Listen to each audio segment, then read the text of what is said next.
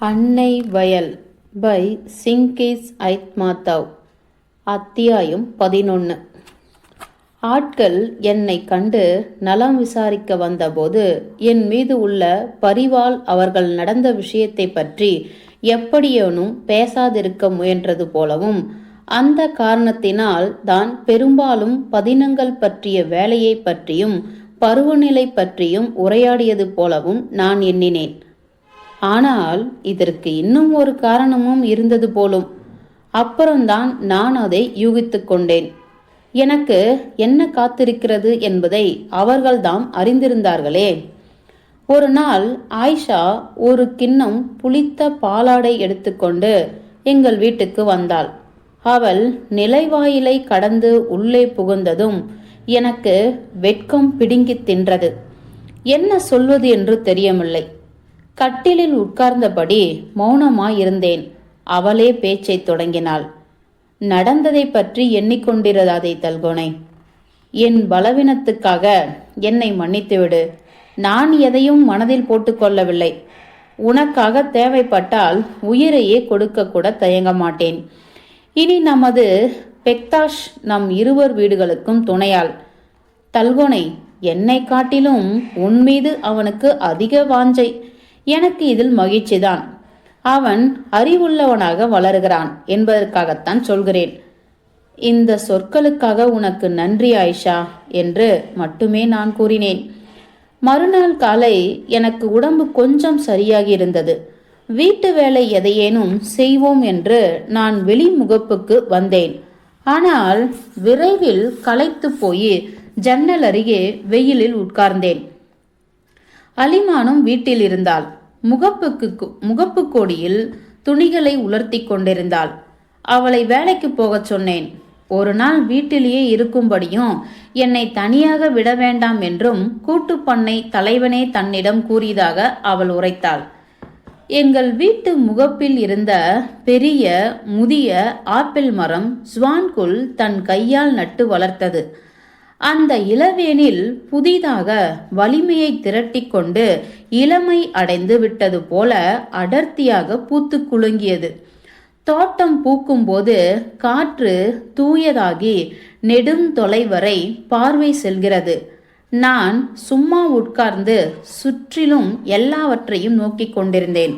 அப்பொழுது தபால்காரன் கிழவன் தெமிர்ச்சல் எனக்கு முகமுன் கூறினான். வணக்கம் தல்கோனை, எப்படி இருக்கிறாய் என்று. ஆனால் வழக்கத்துக்கு மாறாக அவன் பெருத்த அவசரத்தில் இருந்தான். ஏதோ இருப்பு கொள்ளாமல் தவித்தான். பரிதாபமாக இரும்பினான். இருமலை பற்றி குறைப்பட்டு கொண்டான். முந்தைய வாரம் குளிர் தாக்கிவிட்டதாகவும் அதனால் நிரம்ப தொல்லைப்பட்டு விட்டதாகவும் சொன்னான். அப்புறம் பேச்சோடு பேச்சாக சொல்வது போல, உனக்கு ஒரு கடிதம் இருக்கிறது என்று தோன்றுகிறது என கூறி பையிலிருந்து அதை எடுத்து கொடுத்தான். அவனது இம்மாதிரி அசட்டை எனக்கு மனத்தாங்கலாக கூட இருந்தது. அப்படியா, நீ ஏன் உடனே சொல்லவில்லை? யாரிடமிருந்து வந்திருக்கிறது என்று கேட்டேன். மசேல் பேக்கிடமிருந்து என்று அவன் முணுமுணுத்தான். இந்த கடிதம் எப்பொழுதும் போல முக்கோண மடிப்பாக இல்லாமல் அழுத்தமான வெள்ளை உரையில் தட்டெழுத்துக்களில் முகவரி இடப்பட்டிருந்ததை மகிழ்ச்சி பெருக்கில் நான் முதலில் கவனிக்க கூட இல்லை. அந்த சமயத்தில் முட்டுக்கோலை ஊன்றி கொண்டு வந்து சேர்ந்தான் முன்னணி வீரன் பெக்தூர்சன், எங்கள் அண்டை வீட்டுக்காரன். அவன் மிகுந்த சிரமத்துடன் நொண்டி வந்ததை கண்டு அவனுடைய காயம் அடைந்த கால் முன்னிலும் மோசமாகிவிட்டது என்று எண்ணினேன். சில வேளைகளில் அவன் எங்க வீட்டுக்கு வந்து உட்கார்ந்து பேசிக்கொண்டிருப்பது உண்டு. பெக்தூர்சன் வணக்கம் கூறிவிட்டு கடித உரையை எடுத்து பார்த்தான். மசேல் பேக்கிடமிருந்து வந்திருப்பதாக கூறினான். உன் கைகள் என்ன நடுங்குகின்றன? நீ முட்டுக்கோலை ஊன்றிக்கொண்டு நிற்காதே, உட்கார்ந்து படித்து காட்டு என்றேன். அவன் அரும்பாடுபட்டு கட்டிலில் உட்கார்ந்தான். அவன் கால் வளையவில்லை. நடுங்கும் விரல்களால் உரையை பிரித்து படிக்கத் தொடங்கினான். அட என் மகனே, முதல் வார்த்தைகளிலிருந்தே நான் எல்லாவற்றையும் புரிந்து கொண்டேன். மசேல் பேக் எழுதியிருந்தான். புரிந்து கொள்கிறாயா அம்மா? நான் செய்தது சரிதான் என்பதை காலம் கடந்த பிறகு நீ தெரிந்து கொள்வாய். உன் மகன் நேர்மையுடன் நடந்து கொண்டான் என்று நீ கட்டாயம் சொல்வாய். எனினும் நீ புரிந்து கொண்டாலும் கூட உன்னுடைய இதயத்தின் ஆழத்தில் எங்கேயாவது என்னிடம் சொல்லப்படாத சொற்கள் எஞ்சிருக்கும். இந்த ஒளிமிக்க உலகை இவ்வளவு எளிதாக விட்டு சென்றுவிட உன்னால் எப்படி முடிந்தது மகனே? எதற்காக நான் உன்னை பெற்றேன்? எதன் பொருட்டு வளர்த்தேன்? ஆமாம் அம்மா, நீ என் தாய். என்னை கேட்க உனக்கு உரிமை உண்டு. ஆனால் உன்னுடைய கேள்விகளுக்கு வரலாறு பின்னர் விடை கூறும். இப்பொழுது நான் உனக்கு சொல்லக்கூடியதெல்லாம் ஒன்று மட்டுமே. போர் வேண்டும் என்று நாம் கேட்கவில்லை. போரை நாம் தொடங்கவில்லை. இது நம் அனைவருக்கும், எல்லா மக்களுக்கும் மிகப்பெரிய விபத்து. இந்த பூதத்தை தகர்த்து நொறுக்கும் பொருட்டு, இதை அழித்து ஒழிக்கும் பொருட்டு குருதி சிந்துவது, உயிரை கொடுப்பது நம் கடமை. இவ்வாறு செய்யாவிட்டால் மனிதன் என்ற பெயருக்கு தகுதியாக மாட்டோம். போரில் வீரம் காட்ட நான் ஒருபோதும் ஆசைப்படவில்லை. மிகவும் அடக்கமான தொழிலுக்கு நான் என்னை ஆயத்தப்படுத்திக் கொண்டேன். பள்ளி ஆசிரியனாக விரும்பினேன். ஆசிரிய தொழிலில் செய்ய மிகவும் விழைந்தேன். ஆனால் சாக்கடிக்கும் பிரம்புக்கும் பதிலாக கையில் துப்பாக்கி பிடித்து படைவீரனாக நேர்ந்தது. இது என் குற்றம் அல்ல. நான் வாழ்ந்த காலம் அத்தகையது. குழந்தைகளுக்கு ஒரு பாடம் கூட கற்றுத்தர எனக்கு வாய்க்கவில்லை. 1 மணி நேரத்தில் தாய் நாட்டுக்கு என் கடமையை ஆற்ற நான் செல்வேன். நான் உயிருடன் திரும்புவது அரிதுதான். தாக்குதலில் எனது தோழர்கள் பலரின் உயிர்களை காப்பாற்றுவதற்காக நான் அங்கே போகிறேன். மக்களின் பொருட்டு, வெற்றியின் பொருட்டு, மனிதனிடம் உள்ள சிறப்பு மிக்க தன்மைகள் அனைத்தின் பொருட்டும் நான் செல்கிறேன். இது என் கடைசி கடிதம். இவை என் இறுதி சொற்கள். அம்மா, அம்மா என்ற உன் பெயரை 1000 தடவை நான் உச்சரித்தாலும் உனக்கு ஆற்ற வேண்டிய கடனை தீர்த்தவன் ஆக மாட்டேன். உனக்கு நான் விளைவிக்கும் துயருக்காக என்னை மன்னித்துவிடு அம்மா. ஆனால் இது தீர்க்க ஆலோசனை அற்ற தியாகம் அல்ல. வாழ்வே எனக்கு இவ்வாறு செய்ய கற்பித்திருக்கிறது. எந்த குழந்தைகளுக்கும் நான் கற்பித்திருக்க வேண்டுமோ அவர்களுக்கு இதுவே எனது முதல் பாடம். கடைசி பாடமும் இதுதான். சொந்த விருப்பத்தின் பேரிலும் நம்பிக்கையின் பேரிலும் நான் செல்கிறேன். யாவற்றிலும் உயர்ந்த கடமையை என் மக்களுக்கு ஆற்றுவது குறித்து பெருமை அடைகிறேன். அழாதே அம்மா, ஒருவருமே அழவேண்டாம். இத்தகைய சந்தர்ப்பங்களில் ஒருவரும் அழக்கூடாது. மன்னித்துக் கொள்ளம்மா, விடை கொடு. எனது ஆலாத்து மலைகளே, விடை கொடுங்கள். நான் உங்களை எப்படி நேசித்தேன். உன் மகன் ஆசிரியன் லெப்டினன்ட் மசேல் பேக் ஸ்வான் குலோவ். போர்முனை 1943 மார்ச் 9 நள்ளிரவு 12 மணி. கனத்த தலையை கனவில் போல நிமிர்த்தினேன். முகப்பில் மௌனமாக கூட்டமாக மக்கள் நிறைந்திருந்தார்கள். ஒருவரும் அழவில்லை. ஒருவரும் அழக்கூடாது என்று மசேல் பேக் கேட்டுக்கொண்டிருந்தானே. மாதர்கள் என்னை கைகளால் தாங்கி தூக்கினார்கள். நான் எழுந்து நின்றதும் ஆப்பிள் மரத்தின் மீது காற்று வீசியது. வெள்ளிய மலர் இதழ்கள் மேகம் போல திரளாக உதிர்ந்தன. அவை ஓசையின்றி எங்கள் தலைகள் மீது விழுந்தன. எங்களுடைய வெண்ணிற ஆப்பிள் மரத்துக்கு அப்பால், தொலைவிலிருந்து மலைகளின் வெண்முடிகளுக்கு அப்பால் நீளமாக ஒளிர்ந்தது எல்லையற்ற தூய்மையுடைய முடிவில்லாத வானம். எனக்குள், என் இதயத்தில் கூக்குரல் எழுந்தது. உலகம் முழுவதையும் நோக்கி ஓலமிட வேண்டும் போல இருந்தது எனக்கு. ஆனால் நான் பேசாதிருந்தேன். நான் அழாதிருக்க வேண்டும் என்று என் மகன் வேண்டிக் கொண்டிருந்தான். அவனுடைய கடைசி விருப்பத்தை நான் நிறைவேற்றிவிட்டேன். அலிமான் என்ன செய்தாலோ அறியேன். முன்னே நீட்டிய கரங்களுடன் அவள் என்னை நோக்கி மெதுவாக வந்ததை கண்டேன். மிக அருகே நெருங்கி என் விழிகளில் தன் விழிகள் பொருந்த நோக்கியவள் திரும்பி முகத்தை கைகளால் மூடிக்கொண்டு அப்பால் போய்விட்டாள். இந்த மாதிரி என் இரண்டாவது மகனையும் நான் இழந்துவிட்டேன். அவனுடைய தொப்பி என்னிடம் மிஞ்சிருக்கிறது. அத்தியாயம் 12. என்னிடமோ அவன் பெயர் எஞ்சிருக்கிறது. தல்கோனை. நான் அவனுடைய தாய் நிலம். மக்களிடம் அவன் சொல் எஞ்சிருக்கிறது. தல்கோனை. அவர்கள் அவன் நாட்டினர். ஆம் அன்னை நிலமே, இது உண்மையே. நமது கூட்டு பண்ணை அவன் பெயரையே சூடிக்கொண்டிருக்கிறது. அவனுடைய சக படை வீரர்கள் தங்கள் கடிதத்துடன் அவன் கடிதத்தை கிராம சோவியத்துக்கு அனுப்பினார்கள். தங்கள் தோழனை ஒரு காலம் தங்களால் மறக்க முடியாது என்றும் அவனது அருஞ்செயல் குறித்து பெருமை கொள்வதாகவும் தாய்நாடு அவனது நினைவுக்கு என்றும் அஞ்சலி செலுத்தும் என்றும் அவர்கள் எழுதியிருந்தார்கள். பெருத்த தாக்குதலுக்கு முன்னர் மசேல் பேக் பகைவர்களின் போர் தளவாட சாலையை வெடிவைத்து தகர்த்து விட்டதாகவும் இந்த வெடியினால் சுற்றிலும் உள்ள உயிர் பிராணிகள் எல்லாம் துடைத்து ஒழிக்கப்பட்டு விட்டதாகவும் அவர்கள் கடிதத்தில் விவரித்து இருந்தார்கள். வீரர்களின் முன்பும் என் மகன் மசேல்பேக் முன்பும் தலை தாழ்த்தி வணங்குகிறேன். அவனுடைய புகழில் பெருமை கொள்கிறேன். ஆனால் எதுவும் எந்த மாதிரியான புகழும் அவனை எனக்கு உயிரோடு திருப்பி அளிக்காது. எந்த தாயை வேண்டுமானாலும் கேட்டு பார்க்கட்டுமே, ஒருத்தியும் இவ்வித புகழை வேண்டுவதில்லை. தாய்மார்கள் குழந்தைகளை பெற்று வளர்ப்பது வாழ்வதற்காக, சாதாரணமான உலக இன்பத்தின் பொருட்டு. நீ சொல்வது மெய்தான் தல்கோனை. வெற்றி கிடைத்த இளவேனிலை நான் எப்பொழுதும் நினைவு கூறுகிறேன். மக்களாகிய நீங்கள் போர் முனையில் இருந்து திரும்பிய படை வீரர்களை எதிர்கொண்டு வரவேற்ற அந்த நாள் என்றும் என் நினைவில் இருக்கும். ஆயினும் எனக்கு அதிகமாக ஏற்பட்டது எது? மகிழ்ச்சியோ அல்லது துயரமோ என்று இன்றளவும் என்னால் கூற முடியவில்லை. அன்னை வயல் பை சிங்கீஸ் ஐத்மாதவ். அத்தியாயம் 13.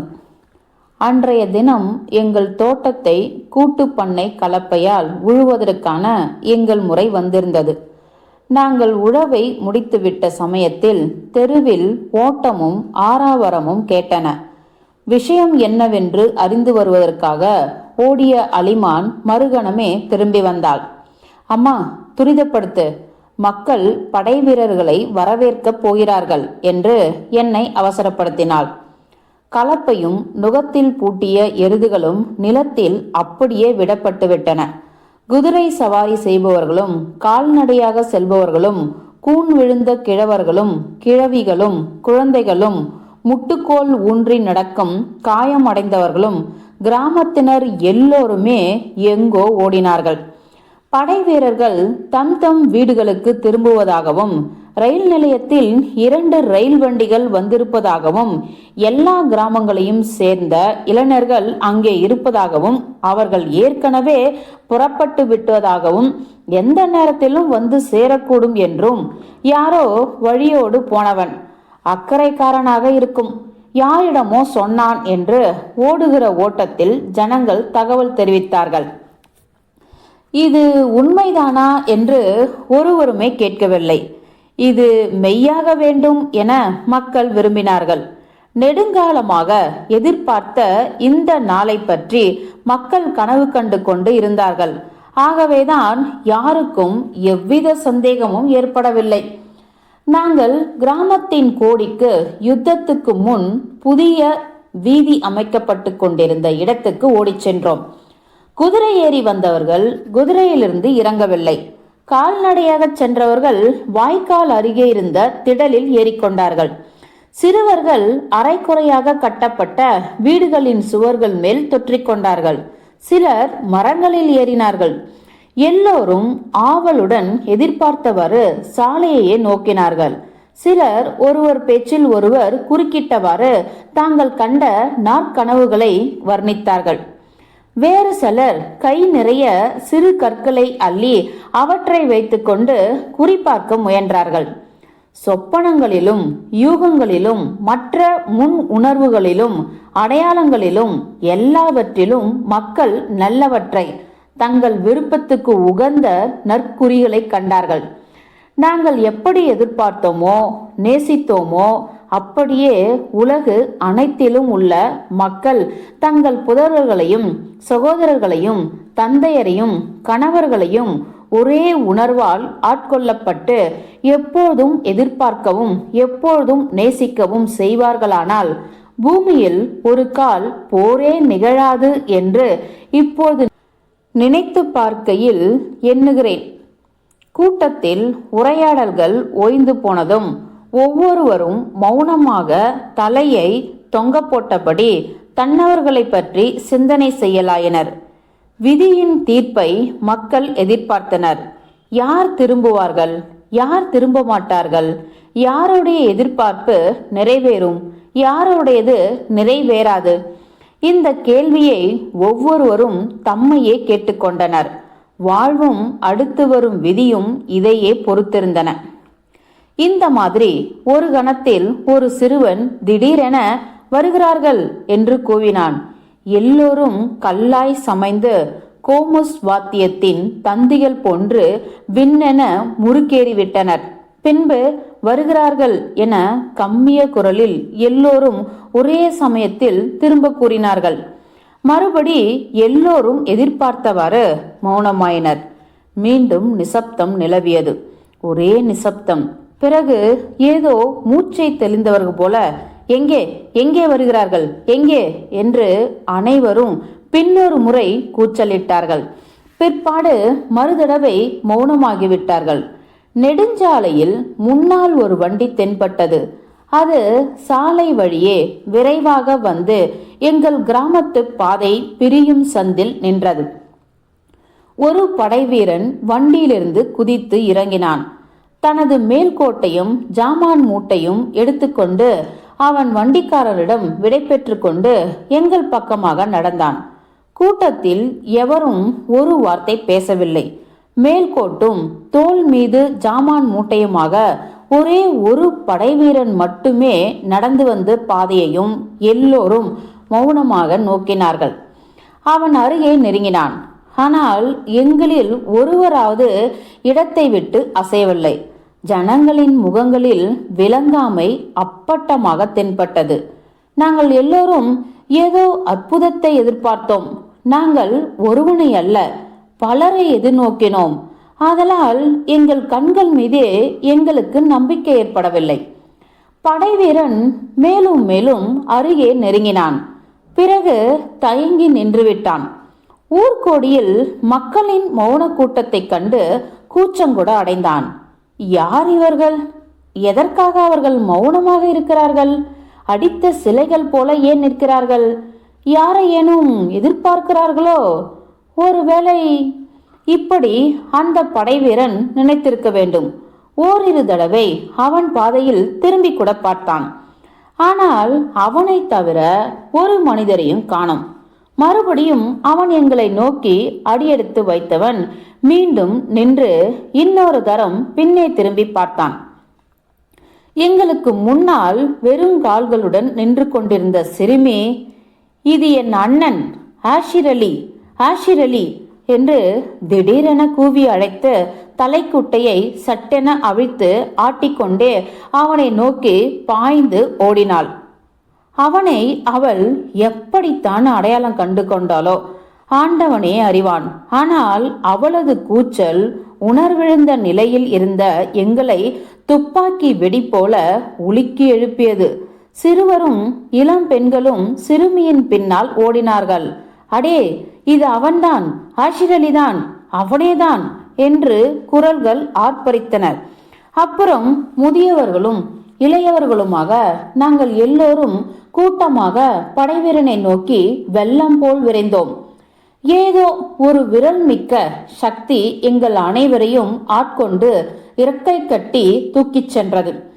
தழுவிக்கொள்வதற்காக கைகளை அகல விரித்தவாறு நாங்கள் படைவீரனை நோக்கி ஓடிய போது எங்கள் வாழ்வு முழுவதையும் அனுபவித்தவற்றையும் பட்டவற்றையும் எல்லாம், எங்கள் எதிர்பார்ப்பு சித்திரவதையும் உறக்கமற்ற இரவுகளையும் எங்கள் நரைவோடிய முடிகளையும் மூத்து போன கன்னிகளையும் எங்கள் விதவைகளையும் அனாதைகளையும் எங்கள் கண்ணீரையும் கப்பலையும் எங்கள் ஆன்மாவையும் நாங்கள் வெற்றியாளனாக படைவீரனிடம் கொண்டு சென்றோம். மக்கள் தன்னையே வரவேற்கிறார்கள் என்று புரிந்து கொண்டு அவனும் உடனே எங்களை நோக்கி எதிர்கொள்ள ஓடி வந்தான். கூட்டத்தை அணைத்ததுடன் சேர்ந்து நாங்கள் ஓடிய போது அருகாக ரயில் தடதடத்து செல்வது போலவும் காற்று முகத்தில் அடிப்பது போலவும் அம்மா அலிமான் என்ற குரல் என் காதில் விழுவது போலவும் ரயில் சக்கரங்கள் செவிகளில் மேலும் மேலும் இடிப்பது போலவும் எனக்கு பிரம்மை உண்டாயிற்று. குதிரைக்காரர்கள் முதலில் படைவீரனை அணுகி அவனுடைய மேல்கோட்டையும் மூட்டையையும் மேலிருந்தபடியே எடுத்துக்கொண்டார்கள். படைவீரனை இரு புறங்களிலும் இருந்து கைகளை பற்றி தூக்கினார்கள். ஆஹா வெற்றியே, நாங்கள் எவ்வளவு காலமாக உன்னை எதிர்பார்த்தோம். வணக்கம் வெற்றியே, வணக்கம். எங்கள் கண்ணீரை மன்னிப்பாயாக. என் மருமகள் அலிமான் ஆஷிர் அலியின் மார்பில் தலையால் இடித்து எங்கே எங்கே என் காசிம் என்று தோள்கள் குலுங்க கேட்டதற்காக அவளை மன்னித்துவிடு. எங்கள் அனைவரையும் மன்னிப்பாயாக. வெற்றியே, உனக்காக நாங்கள் அத்தனை தியாகங்கள் செய்திருக்கிறோம். எங்கள் மற்றவர்கள் என்னவன் எங்கே என்னவன் எங்கே, மற்ற எல்லோரும் எங்கேதான் போய்விட்டார்கள் என்று எங்கள் கூச்சலுக்காக எங்களை மன்னித்துவிடு. என் அன்பர்களே, அவர்கள் திரும்புவார்கள். எல்லோரும் திரும்பி வருவார்கள். சீக்கிரமே திரும்பி வருவார்கள். நாளைக்கே திரும்பி வருவார்கள் என்று ஆஷிர் அலி எங்கள் அனைவருக்கும் பதில் அளித்ததற்காக அவனை மன்னித்துவிடு. எங்களை மன்னித்துவிடு. வெற்றியே, மன்னித்துவிடு. ஆஷிர் அலியை அப்பொழுது அணைத்து கொண்டு நான் ஜைனாக்கையும் மசேல் பேக்கையும் காசிமையும் ஜுவான்குலையும் பற்றி எண்ணமிட்டேன். அவர்களில் ஒருவரும் திரும்பவில்லையே என்று. என்னை மன்னித்து விடு வெற்றியே. நாங்கள் மௌனமாக நடந்தோம். அலிமான் இருந்தாற் போலிருந்து திடீரென தேம்பினாள். ஓசையுடன் அழ பெருமூச்சு விட்டாள். ஏதோ காற்று போதவில்லை போல அவள் முகத்தில் துயர் தேங்கியிருந்தது. அவள் தன் பாதங்களையே பார்த்தவாறு குனிந்த தலையுடன் எதை பற்றியோ தீவிரமாக சிந்தனையில் ஆழ்ந்திருந்தாள். ஏக்கம் நிறைந்த எண்ணங்கள் அவளை ஆட்டுகின்றன என நான் கண்டு கொண்டேன். ஆம், அலிமான் கொடும் துன்பத்தினால் உழன்றாள். அவளுடைய வதனத்தில் இருந்தும் ஏங்கிய விழிகளிலிருந்தும் அவள் உதட்டை கடிப்பதிலிருந்தும் நான் இதை கண்டு கொண்டேன். அவள் என்ன சிந்தித்துக் கொண்டு இருக்கிறாள் என்பதை நான் அறிந்திருந்தேன். மனதுக்குள் அவளிடம் கூறினேன், என்ன செய்வது மருமகளே, நாம் பிரிய வேண்டியதுதான். இப்பொழுது நீ காசிமை இறுதியாக அடக்கம் செய்துவிட்டாய். நாம் செய்வதற்கு என்ன இருக்கிறது? இறந்தவர்களோடு நாமும் இறக்க முடியாதே. வாழ்நாள் முழுவதும் நீ விதவையாக காலங்கழிக்க முடியாதே. எல்லாம் முடிந்துவிட்டது. நீ போய்விடுவாய். வேறு வழியில்லை. கட்டாயம் நீ போய்விடுவாய். அதற்கென்ன? எனக்கும் ஒன்றும் மனத்தாங்கல் இல்லை. உன் சொந்த சித்தத்தினாலோ சுய விருப்பத்தினாலோ நீ போகவில்லை. நம் விதி அப்படிப்பட்டது. ஐயோ விதியே, விதியே, உன்னை பிரிவது எனக்கு எவ்வளவு வருத்தமாயிருக்கிறது என்பதை அலிமான் நீ மட்டும் அறிந்திருந்தேயானால் நானும் நீயும் தாயும் மகளும் போல வாழ்ந்தோம். நீ என்னை விட்டு போவதானால் சொந்த பெண் போல் உன்னை ஆசீர்வதிப்பேன். உன் இன்பத்துக்காக பிரார்த்தனை செய்வேன். நீ இன்னும் வாழ வேண்டும். நீ இன்னும் யுவதி, அழகி. உனக்கு யாராவது கிடைத்து விடுவான். நல்லவன் வாய்க்க வேண்டும். அதுதான் முக்கியம். அவன் உனக்கு காசிம் போல இருக்க முடியுமா? யார் கண்டது? நானோ உனக்கு எவ்வகையிலும் உதவ முடியாது. என் வேண்டுகோள் ஒன்றுதான். நீ போய்விட்டு பின்பு எப்போதாவது என்னை நினைத்துக்கொள். உன்னை தவிர எனக்கு இப்பொழுது யாரும் இல்லை. வீட்டில் நான் தன்னந்தனியாளாக பரந்த உலகில் ஒற்றை கட்டையாக இருந்து விடுவேன். நினைக்கவே பயங்கரமாக இருக்கிறது. முதுமை பருவத்தில் எனக்கு ஆறுதல் எதுவும் இல்லை. எனக்கு ஒரு பேரனை பெற்றுக் கொடுக்க உனக்கு வாய்க்கவில்லை. ஆனால் உன் வரையில் இது ஒரு வேலை நல்லதுதான். நீ என்னை பொருட்படுத்தாதே. கிழவியான எனக்காக நீ உன் இளமையை பாழாக்கி கொள்ளக்கூடாதல்லவா? நான் என் வாழ்வை வாழ்ந்து தீர்த்து விட்டேன். நீ இன்னும் வாழ வேண்டும். தீர்மானம் செய்து கொண்டதும் சொல். என்று வேண்டுமானாலும் நீ போகலாம். அமைதியான மனச்சான்றுடன் போய் வா. நான் எப்பொழுதும் உன்னை நினைவு வைத்திருப்பேன், நேசிப்பேன், உனக்கு நன்றி பாராட்டுவேன். இம்மாதிரி நடந்து கொண்டே சிந்தித்தேன். இச்சொற்களை சொல்வதற்கு ஆயத்தமானேன். என் மனதில் இருந்ததை ஹலிமான் அறிந்து கொண்டால் போலும். ஓர் உயிரும் ஈருடலுமாக இணைந்து வாழ்பவர்கள் ஒருவரை ஒருவர் அரைகுறை சொல் மூலம், சிறு சைகை மூலமாக புரிந்து கொள்கிறார்கள். எனினும் ஹலிமான் நான் எதிர்பார்த்த சொற்களை கூறவில்லை. நாங்கள் அரைகுறையாக விடப்பட்ட வீதி வழியாக சென்று கொண்டிருந்தோம். ஹலிமானும் காசிமும் ஒரு காலத்தில் கட்டத் தொடங்கிய வீட்டை துரதிர்ஷ்டவசமாக நான் நோக்கினேன். முகப்பில் அங்கு எல்லாம் 5 ஆண்டுகளுக்கு முன் இருந்தது போன்றே கிடந்தன. வண்டியில் கொணர்ந்து கொட்டப்பட்ட கற்கள் பிரம்மாண்டமான சாம்பல் நிற குவியலாக இறைந்திருந்தன. செங்கற்களோ உடைந்த சில்லிகளின் அடுக்குகளாக வெகு காலத்துக்கு முன்பே மாறிவிட்டிருந்தன. முற்றிலும் கட்டி அமைக்கப்பெறாத வீதி போர் தொடங்கிய பிறகு முற்றிலும் பாழாகிவிட்டது. ஒவ்வொரு கோடை காலத்திலும் மனையிடங்களில் பல வகை முட்புதர்களும் பூண்டுகளும் தழைத்து மண்டும். சுவர்கள் தாழ்ந்து போய் இடிந்து சரிந்து விட்டன. வீடுகளின் உட்புறத்தில் முட்புதர்கள் அடர்ந்து வளர்ந்து ஜன்னல் ஓட்டைகள் வழியே வெளியே எட்டி பார்த்தன. குதிர்காலம் வரையில் இங்கே முளையில் கட்டிய கன்றுகள் மட்டுமே வளைய வந்தன. கொண்டலாத்திகள் சோகமாக கூவின. இந்த கொண்டை பறவைகள் இடுகாடு போன்ற வெறுமையை விரும்பின. நாங்கள் அவ்வழியாக போன நேரத்தில் அவை கல்லறைகளை ஒத்த இடிபாடுகள் மேல் உட்கார்ந்து இளவேனிலின் நிசப்தமான வெதுவெதுப்பை அனுபவித்தவாறு அயர்வுடன் அரை குரலில் கீச்சிட்டு கொண்டு இருந்தன. அந்த வெறுமையை கண்டு நான் மலைத்தேன். அடக் கடவுளே, இங்கே வாழ ஆசைப்பட்டவர்கள், குடுத்தனம் நடத்த விழைந்தவர்கள் எங்கே தங்கிவிட்டார்கள்? பாவம், என் காசிமுக்கு இங்கே தன் வீட்டை கட்டி முடிக்க வாய்க்காது போயிற்றே. உள்ளம் குழலோடி துயரில் சாம்பியது. இவ்வாறு பரிதவித்துக் கொண்டிருந்த என் கரத்தை ஆதரவுடன் பற்றி முறுவலித்தாள் அலிமான். அம்மா, நீ என்ன ஒரேடியாக துவண்டு போய்விட்டாயா? வாழ்க்கையில் நம்பிக்கை இழந்து விட்டாயோ? ஒரு கால். வேண்டாம் அம்மா, உன் கஷ்டத்தை அறிவேன். ஆனால் நீ திடசாலி ஆயிற்றே. நீ... அவளுக்கு நாக்கு குழறிற்று. ஏதோ சொல்ல வந்தவள் எண்ணத்தை மாற்றிக்கொண்டு குற்ற உணர்வுடன் புன்னகைத்தாள். நீ மிகவும் நல்லவள். இதோ இந்த திட்டின் மேல் சற்று உட்கார்ந்து பேசுவோம், வா அம்மா என்றாள். ஆயிற்று, அவ்வளவுதான். இதோ சொல்லிவிடுவாள். என்னை விட்டு போய்விடுவதாக சொல்லுவாள் என எண்ணினேன். என் பாலும் அவள் பாலும் வருத்தம் கொதிக்கும் அலை போல் என் உள்ளத்தில் பொங்கியது. நடுங்கும் குரலை சாந்தப்படுத்த முயன்றவாறு, நல்லது, உட்காருவோம், உரையாடுவோம் என்று விடையளித்தேன். பாதை ஓரத்தில் ஒரு திட்டின் மேல் அமர்ந்தோம். ஆம், மாமியாரும் மருமகளுமான நாங்கள் இருவரும் எங்கள் விதியை மேற்கொண்டு எப்படி வாழ்வது என்பதை நிர்ணயிக்கும் பொருட்டு அந்த மாதிரி உட்கார்ந்தோம். அலிமான் தலையை குனிந்து கொண்டு நீண்ட பெருமூச்சுடன் கூறலானாள்.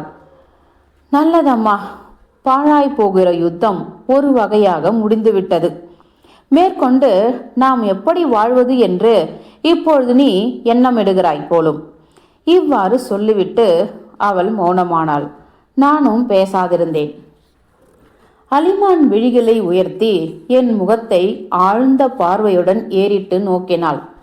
துயரப்படாதே அம்மா என்று வருத்தம் ததும்ப முறுவல் செய்தாள். இன்பத்தில் நமக்கு ஒன்றுமே கொஞ்சம் போல துளி கூட எஞ்சவில்லையே என்று நினைக்கிறாய். 4 பேர்களில் ஒருவர் கூட திரும்பவில்லை என்பது நடக்கக்கூடாதது. இல்லை, நீ பொறு அம்மா, இடைமுறிக்காதே. நான் சொல்வதை கவனமாக கேள். மெய்யாகவே சொல்கிறேன். உன்னை தேற்றுவதற்கு நான் ஆள் அல்ல. என்னை நானே ஏமாற்றிக் கொள்ளப் போவதில்லை. என்னை நம்பு அம்மா. ஜைனாக் திரும்பி வர வேண்டும் என்று என் உள்ளம் சொல்கிறது. தகவல் இல்லாமல் மறைந்து விட்டான் என்றால் உயிரோடு இருக்கிறான் என்றே அர்த்தம். அவனது கொல்லப்பட்ட உடலை யாருமே காணவில்லையே. ஒருவேளை அவன் சிறைப்பட்டிருப்பான், அல்லது தேசபக்த கொரில்லா வீரர்களுடன் காட்டில் ஒளிந்து கொண்டிருப்பான். இப்பொழுது திடீரென்று வெளிப்படுவான். இல்லாவிட்டால் எங்கேனும் படுகாயம் அடைந்து கிடக்கிறான் போலிருக்கிறது. அதை பற்றி செய்தி தெரிவிக்க முடியாமல் இருக்கலாம். எல்லாம் நடக்கக்கூடியவையே. பார்த்து கொண்டே இரு. திடீரென்று திரும்பி வந்து சேருவான். தலைமேல் வெண்பனி போல தொப்பென்று குதிப்பான். கொஞ்சம் பொறுத்து பார்ப்போம் அம்மா. நேரத்துக்கு முன்பே அடக்கம் செய்துவிட வேண்டாம்.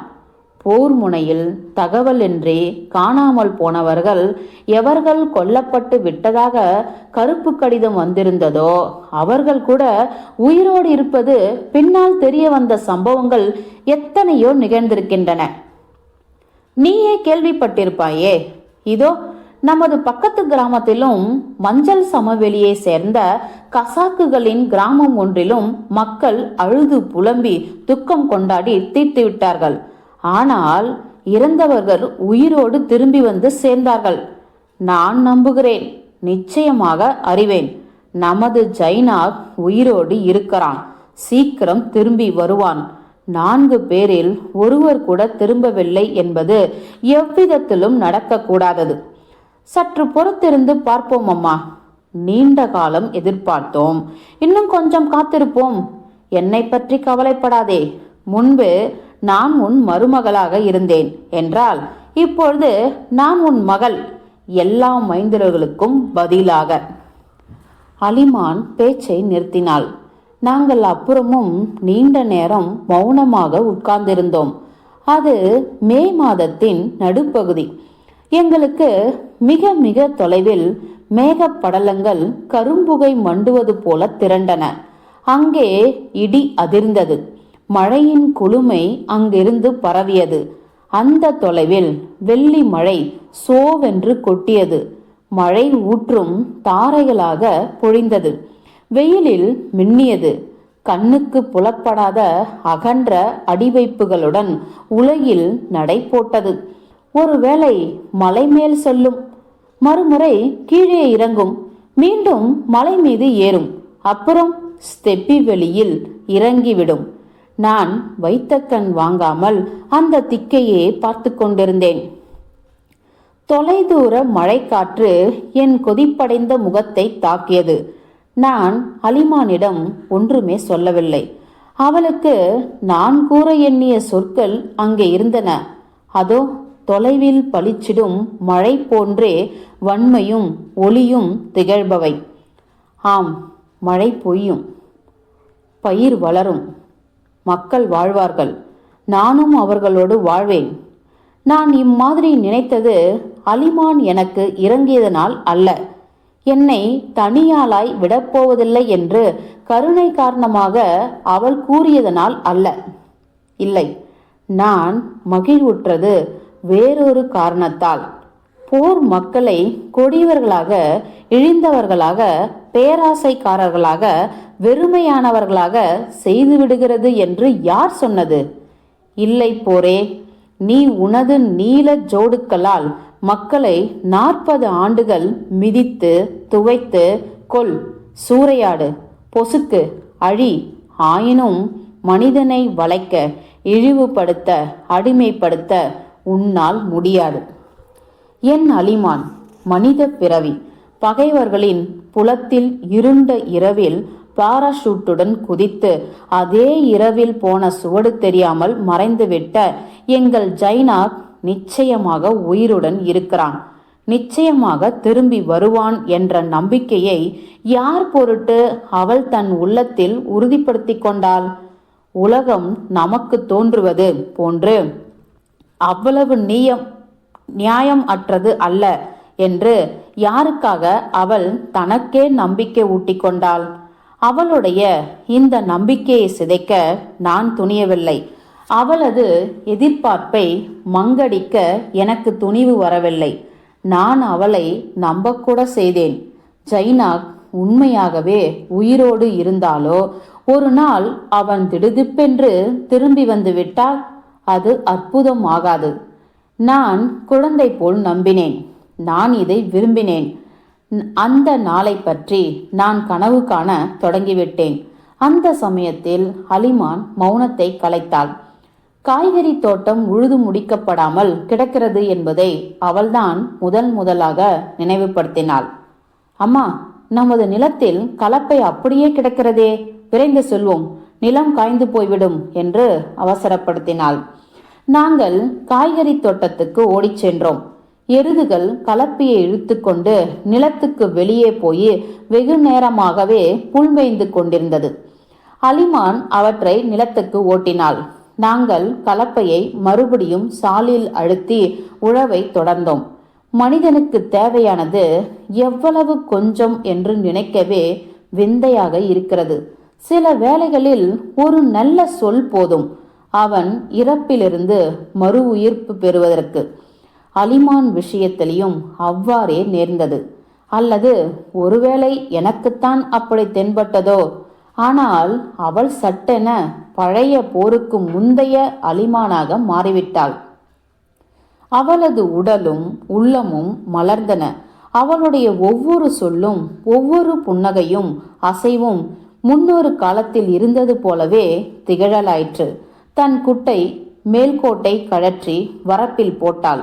இடுப்பு உடையை தூக்கி செருகிக் கொண்டாள். சட்டை கைகளை மடக்கி விட்டுக்கொண்டாள்.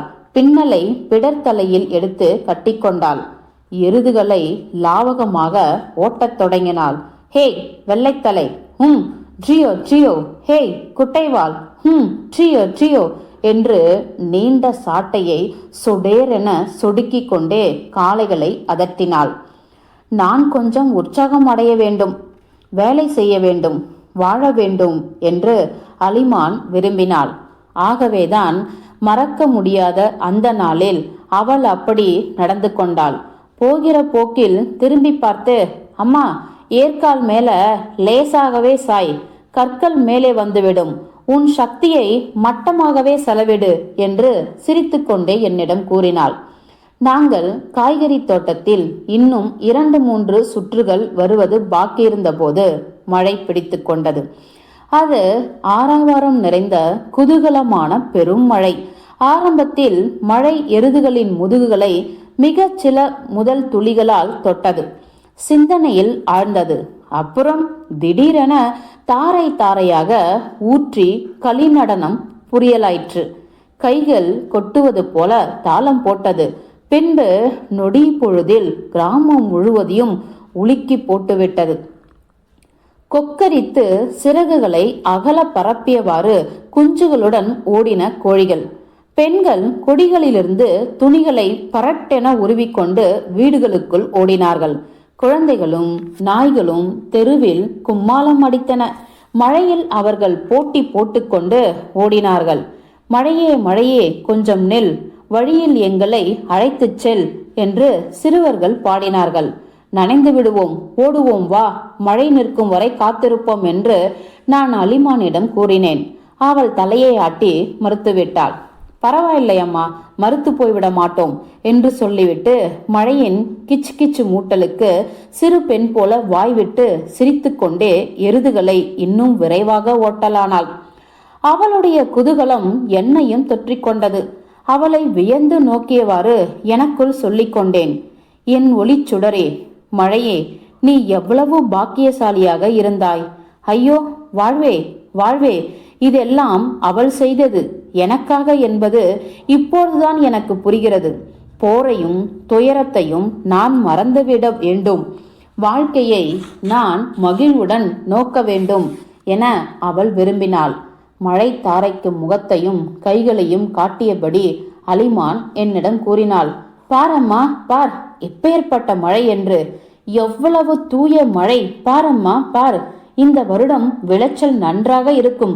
ட்ரியோ ட்ரியோ, மழையே கொட்டு, வன்மையாக பொழி, ட்ரியோ ட்ரியோ. இப்படி சொல்லி சாட்டையால் மழை தாரைகளையும் எருதுகளின் ஆவி கிளம்பும் முதுகுகளையும் அடித்தாள்.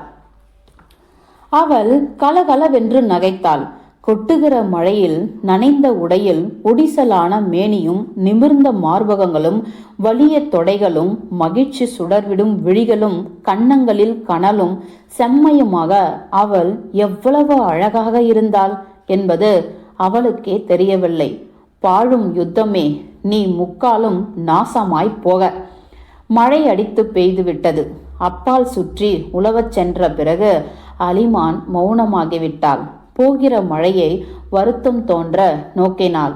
ஆற்றின் அக்கறையில் வர வர தனியும் அதன் ஓசையை செவிமடுத்தாள். மழையும் நிலையானது அல்ல, அதுவும் விரைவில் போய்விடும் என்பது குறித்து சிந்தித்தாள் போலும். அவள் துயரத்துடன் பெருமூச்சு விட்டாள்.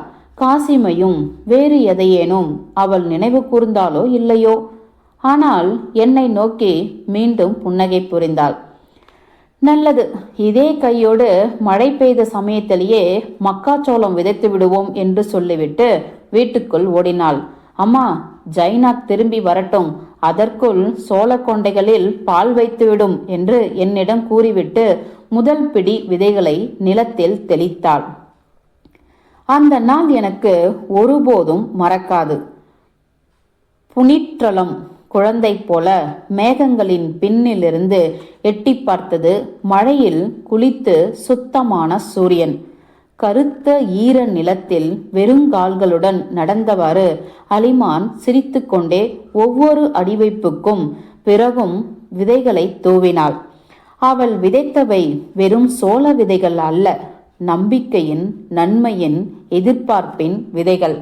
நீயே காண்பாயம்மா, என் வாக்கு பலித்தே தீரும். ஜைனாக்கு பால் கொண்டைகளை தணலில் நானே வாட்டி கொடுப்பேன். சோள கொண்டைகளுக்காக அவன் என்னோடு எப்பொழுதும் சண்டை போடுவானே, நினைவிருக்கிறதா? ஒரு தடவை தணலிலிருந்து சூடான சோள கொண்டையை எடுத்து சட்டைக்குள் திணித்து கொண்டு என்னிடம் இருந்து அப்பால் ஓடினான். சோள கொண்டை அவன் வயிற்றை பொசுக்கிவிட்டது. துடித்து நெளிந்தான். ஏதோ தேள் கொட்டிவிட்டது போல ஒரு வாளி தண்ணீரை மார்பில் ஊற்றி கொண்டான்.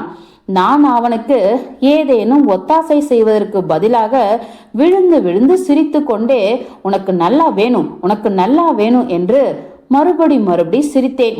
நினைவிருக்கிறதல்லவாமா? அந்த வேடிக்கை சம்பவத்தை நினைத்து இப்பொழுதும் அலிமான் சிரித்தாள். அதற்காகவும் அவளுக்கு நன்றி. அத்தியாயம் 13 முடிந்தது. அத்தியாயம் 14.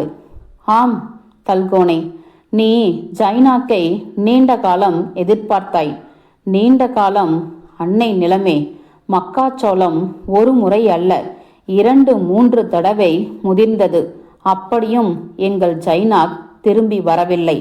அவனை பற்றிய செய்தியும் ஒன்றும் கிடைக்கவில்லை. எத்தனை தரம் உன்னிடம் வந்து என் துயரை பகிர்ந்து கொண்டேன் என்பது உனக்கு நினைவிருக்குமே. வந்தாய் தல்கோனை. ஆம், பல முறை நீ என்னிடம் வந்தாய், அழுதாய். மருமகளை என்ன செய்வது? அவளுடைய இளம் வாழ்க்கையை பாழாக்குவது சரியா என்று கேட்டாய். ஆனால் நான் எவ்விதத்திலும் உனக்கு உதவ முடியவில்லை. தல்கோனை, இத்தனை ஆண்டுகள் கடந்துவிட்ட பின்பும் இப்பொழுதும் நான் உனக்கு ஒன்றும் சொல்வதற்கில்லை. அத்தியாயம் 14 முடிந்தது.